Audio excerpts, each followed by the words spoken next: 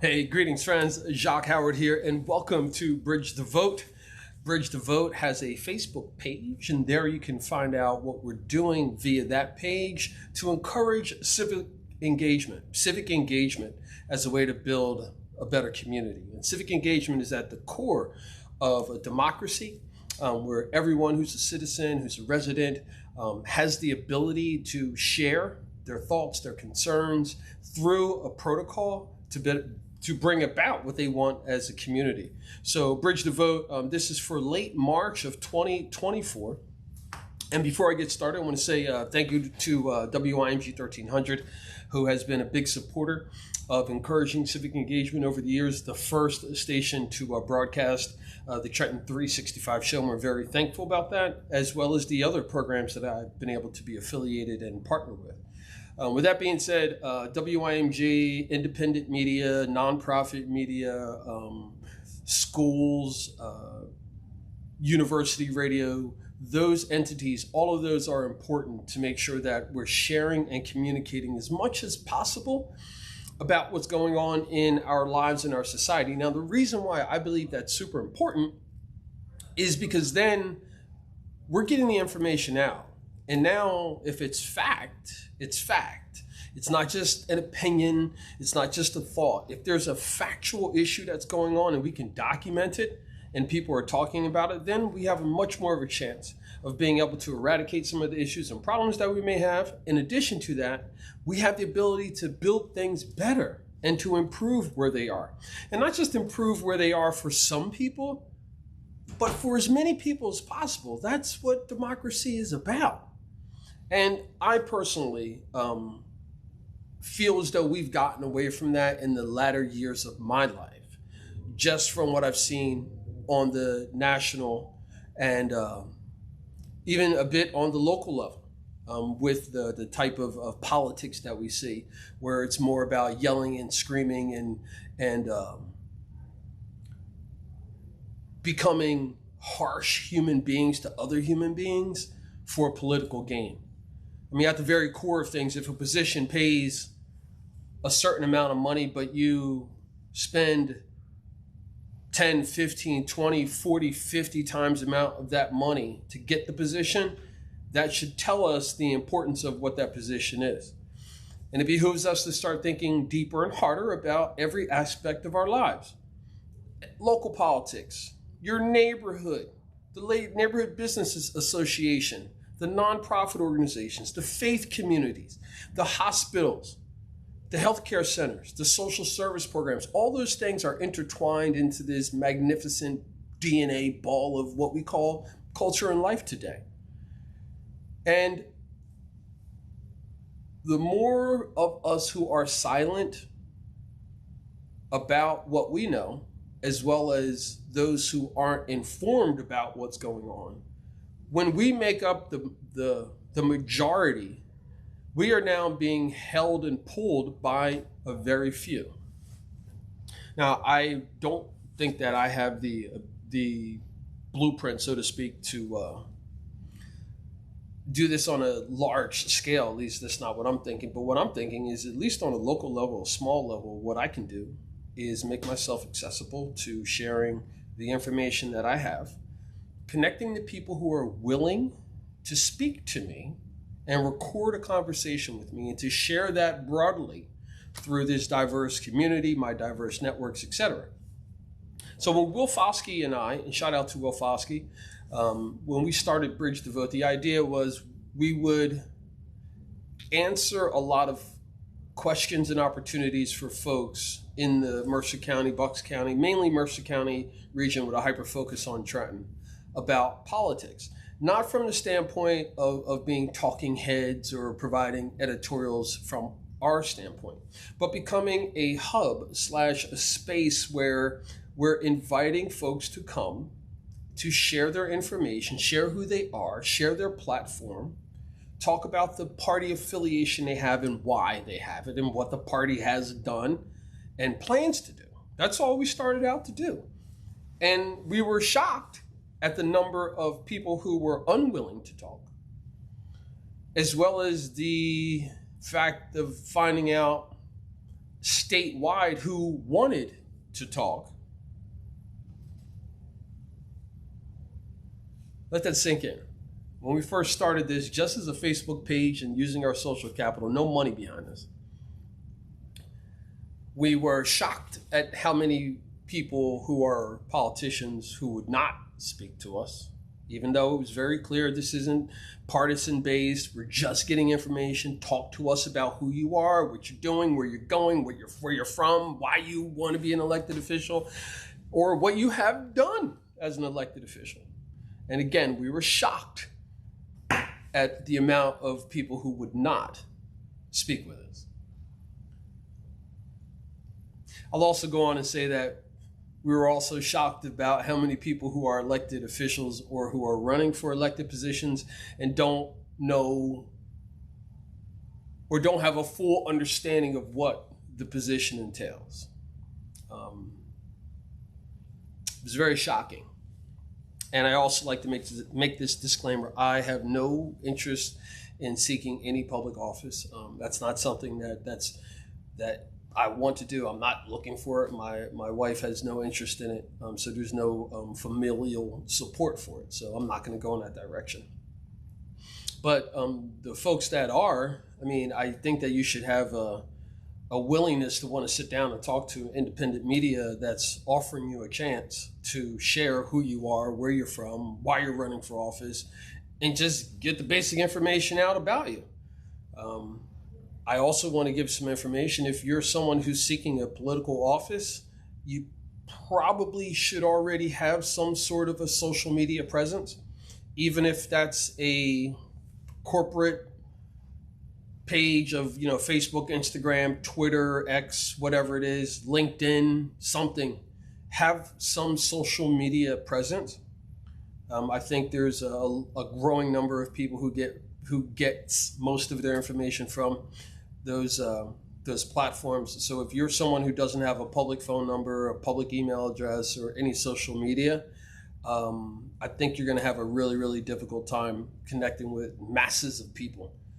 But again, I know that there's strategies, or I've been told that there are strategies in place for people not necessarily to get into elections to win, but to divert attention and to be a disruptor or to split the vote. Now, if you're one of those folks who, feels cool with being used in that capacity, that's your choice. That's part of democracy. I'd like to sit down and talk to you and ask you why and what are you thinking about the impact of what you're doing, and if there's what are the emotions behind you wanting to do something like that, and is that really beneficial to all of us as a whole? Because that's what I'm focusing on. How do we do things that are going to be beneficial to more people, right? We know that we can feed people. We know we can house people. We know we can educate people. But people just aren't doing it. Whether it's for politics, it's rather something else, their skin color, their religion, their lack of religion, their social background, whatever. So it's okay for one human to treat another human a certain way. And some people are cool with that. But you're not cool when you're on the other side, when people are doing it to you. I think the word hypocrite is one that has been overused for such a long time. It has been identified with politics. So much so that we've gotten to a point where being a hypocrite and being hypocritical, those base words are just things in society just kind of come out, like saying love. Like what's the action behind the love? Do you really love people enough to share what you have? Do you really love people enough to treat them the way you would want them treated? Or you would want to be treated? Or your family members to be treated? I'll boil this down to like a simple thing, right? Here in Trenton, where I live, and right now, big shout out to Hub 1313 West Front Street, historic downtown Trenton. Website is hub-13.com. It's a 420 friendly members facility. It's also an office building, Wi-Fi, air conditioning, heat, charging stations. You can bring food in to eat, like if you're down here working for the day. You can find out all about all the membership information by going to the website hub-13.com, HUB dash or hyphen the number 13.com, hub-13.com. You can find out about the 420 friendliness, the advocacy work that's taking place here, the social resource center that's here, the media studio and advertising that takes place here, as well as the art gallery, the tenants, etc. But the website, hub-13.com. So I got distracted there, with the term hub. Whenever I hear that, I think about our office building here and what it's doing and where we're located right here in downtown Trenton. And here you can take my tour of Trenton, which is literally we're a half a block from the old barracks. So we can go from the old barracks to the Battle Monument. We can go down to Mill Hill Park. We can take you out for a bike ride. We can take you on a Rails to Trails tour. Remember, Trenton, New Jersey is where George Washington became George Washington. This is where our country was founded and made, on these streets.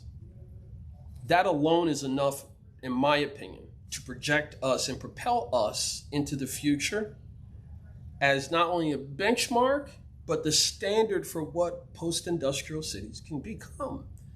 Located right on a river, we're an hour and 10 minutes from New York via train or driving, an hour within Philadelphia, got the mountains, the shore, amazing Capital County park system. We have an airport here, regional trains,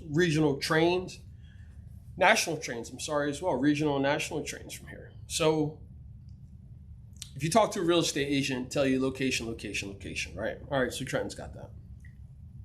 Talk to you about history. Okay, well, Trenton's got that. Talk about population density and diversity. And yeah, Trenton's got that. Now, the city of Trenton has been not necessarily annexed like Richmond, Virginia, but it's been, it's been bracketed off, and it's been bracketed off by the highway, but wink, wink. But through a bunch of us who are pedestrian and biking advocates, we're working to have a pedestrian bridge built over 295 at Rider University and St. Lawrence Rehabilitation Center in partnership with Trenton Cycling Revolution, the DNR Greenway, Lawrence Hopewell Trail, the DOT, a whole bunch of folks. But if you want to join those meetings, just hit me up too. I will gladly add your name to those lists for those calls. But we recognize that how the maps were built out, how this region was planned and designed. The roadway around the city locks people into the city. If you don't have public transportation, you don't have a car, it's oftentimes to get outside of that area, especially when the pedestrian, the ADA compliancy isn't truly there and it's not maintained. So there may be crosswalks or things of that nature, but maybe they're not enforced. The laws aren't enforced. There's not enough information and education out to our growing population of folks who aren't familiar with United States pedestrian laws. So we've got all this miscommunication, but we've got all these new people who are coming in.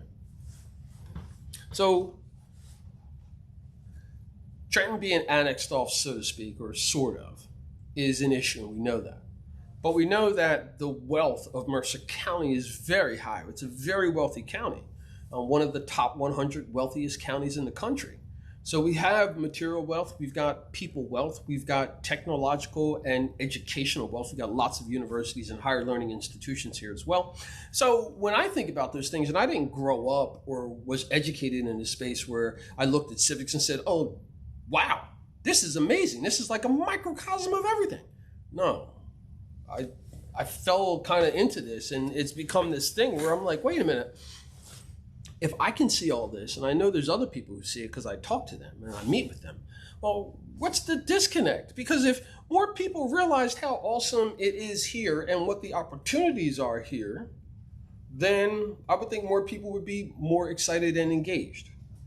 Well, it doesn't seem like that's happening. It seems as though there's a growing number of people who may be taking advantage of the system, so to speak, but I'm not certain of that.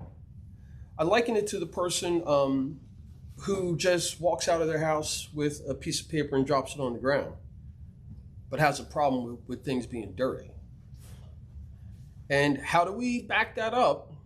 And how do we change that behavior? That's not my specialty. I'm not, a psychologist or a psychiatrist. I don't know how to do that.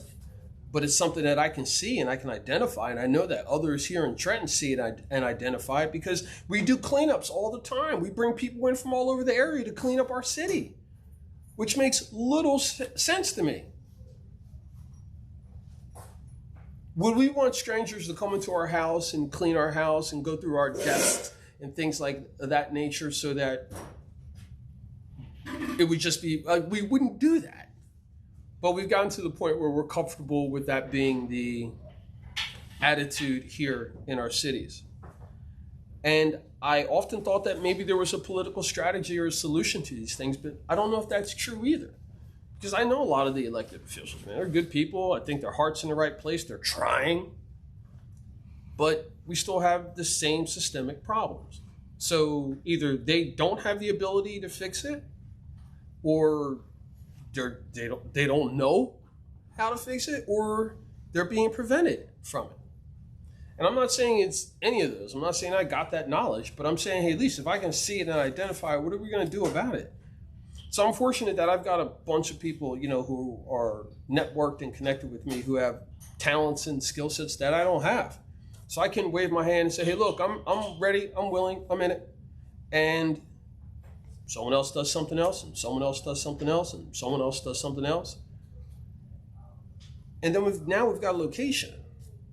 Hub 13, hub-13.com is the website.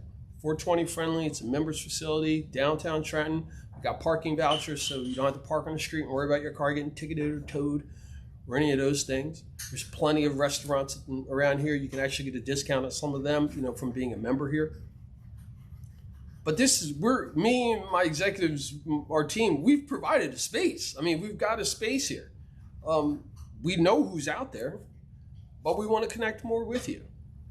We know that there's no complete political solution. It needs to be a combination of as many people as possible to build a better community for everyone. So I say this as I'm going back to my notes. Let's think about these elections that are coming up in 2024, this year, election year. Now, like everybody hears, bits and pieces of things about the lead up, getting the nomination, etc. So for the most part, everyone knew and knows that probably last year that there was not going to be a real challenge on the national level between the Democrat or the Republican folks who were at the top for to be the nominee. Everyone knew that. So I think that's why there hasn't been a lot of ramp up to what's going to take place later this year. That's right, we're voting for president this year. And if you haven't thought about it and haven't given it some consideration, now would probably be a really good time to start thinking about it. Start paying attention to the issues that are impacting you and affecting you. Where we are as a nation, where are we as the world, where does our country play a part into that? And if you're not interested in the large, grand scale things of where we are as a country in the U.S., then care at least about your state, and definitely about your county, and definitely about your local municipality and the ward or wherever you live. So here in Trenton, a few years ago, we adopted a new model. So we have a mayor, 4 ward representatives, north, south, east, and west. So that's 5. And then 2 at-large. So we have 7 total. So the mayor and the 2 at-large candidates or council members, they are on a 4-year rotating schedule. The ward, are north, south, east, and west, are on every 2 years. So they now have a shorter amount of time to get work done, to document what they have done, and then to ramp back up to get back ready for the next election. Now, my personal opinion is that here in Trenton, since many of our politicians are part-time, I don't know how you can run a capital city or do the work that's needed for 100,000 plus people on a part-time basis. But again, that's just my opinion. I'd love to talk to more people about that and say, well, should we go full-time, or should we pivot altogether and maybe have a business manager, and the political appointees or candidates are just, representatives, so to speak? I'm not sure. But I was always taught that with politics, whomever is in office, you consider what your life is like or has been like, whether improved or decreased or stayed the same while that person or that party was in office. And I know I utilize that when I'm voting, and it's been very helpful to me to penetrate through the different party affiliations and just the words, but actually say, hey, how is this really impacting me? Because if I've got if I'm of a certain age where, I may have, school age children, I'm going to be more concerned about the education. It's understandable. We all should be concerned about the education, but if you've got a child in the system, I'm sure you're going to feel different. Same way, I think that if you were transitioning in life to maybe downsizing or retiring or something of that nature, your needs are going to be different than they were before. So part of the politician's job is to make sure that the residents who should be speaking up about what they're feeling and thinking and their concerns, and the politicians then make the policies and act in a way that benefits those needs of the constituents. But the larger scale of that is the comprehensive or the master plan that by law every municipality in the state of New Jersey has to have. So this is a roadmap where the municipality is supposed to go.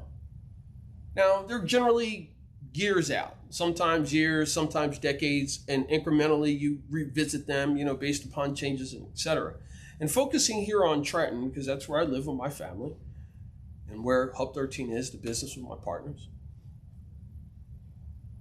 The comprehensive plan or the master plan is very clear. It's called the Trenton 250 Comprehensive or Master Plan. The website is trenton250.org. And there you can literally see throughout the city all the different plans, how they came up with this idea and the strategy and the mindset behind it, but also where we currently are.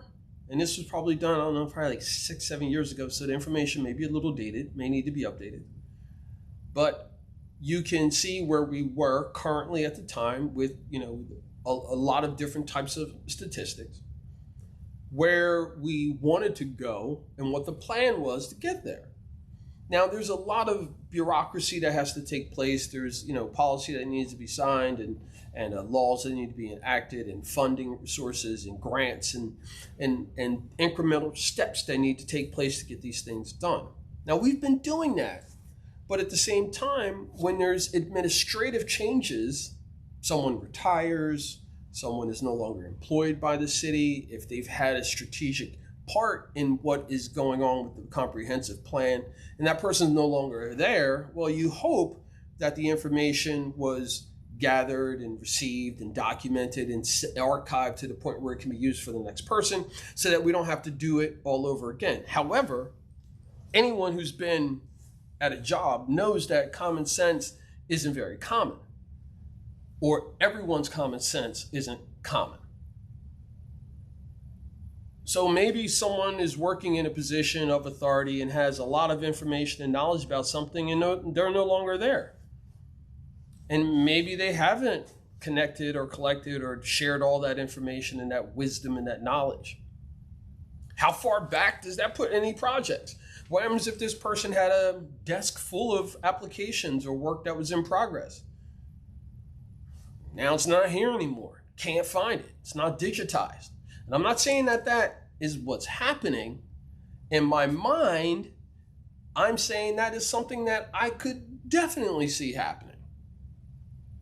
Now, if that's the case, and again, just me, one person, don't think too highly of myself. If I can see this, feel this, think this, then I would hope that others who are in this space and in this industry as a profession, they've been educated in it, they've gone to school for it, they have vast years of experience in politics and policy and governmental work, that they are doing the best that they can. So if they are, and our elected officials doing the best that they can, and we're still not seeing any changes, that's where we, as the community, make our decisions upon voting and who we want to lead us. I think that here in Trenton and in other cities like ours, because of many things over the years, there's this desire to just be lackluster about the whole idea of politics, thinking that nothing will ever change, so it's not that important to be involved in the process. But that is the pendulum swinging completely to the other side. And that's oftentimes worse. So, in this short amount of time, we just want to encourage you to consider who you are in this space as being civically engaged, as a human, as a resident, as somebody who's just on this planet, who's breathing air. What are you doing on a day-to-day basis to make the community, which is everything that you're connected to, better? Whether that means you're going to stop littering because you just don't give a damn. You're now going to put trash in the proper receptacles. Maybe something as simple as that. Maybe we just had some snow here. Maybe when you're shoveling, you just don't shovel your steps, but maybe you do a little extra. Or maybe you consider what the rules of the community are, such as traffic laws, and you follow them, not because you just feel, hey, I've grown up around here, I can do wherever I want, I've always parked here. Just imagine if everybody had the attitude of, I've always done this and I'm going to keep doing that. What would we look like if that person was an elected official? In the end, we do have to answer for what we're a part of, where we're going, what we said yes to, what we said no to, what we ignored, what we let slide. And that's all of us. Regardless of where we live, how much money we have, how much we don't have, our mental, physical, spiritual connections, capabilities, or the lack thereof. So, my belief is, look, why don't we just treat everybody the same? All of us work towards that golden rule. Love your neighbors, you love yourself. Remember, friends, it's always about justice, peace, and humility.